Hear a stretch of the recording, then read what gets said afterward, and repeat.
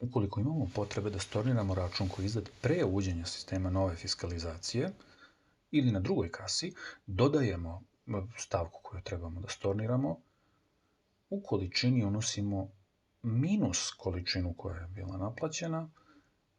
menjamo cenu kako bi bila shodna ceni koja je prodata u datom momentu prodaje,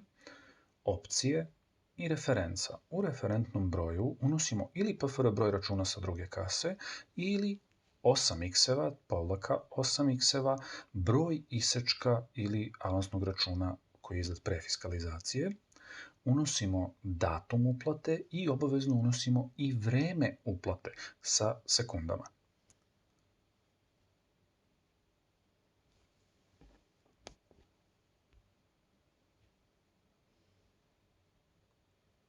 Ovako poništeni račun će imati stavku promet refundacija i ukupan iznos od minus iznosa koji je storniran.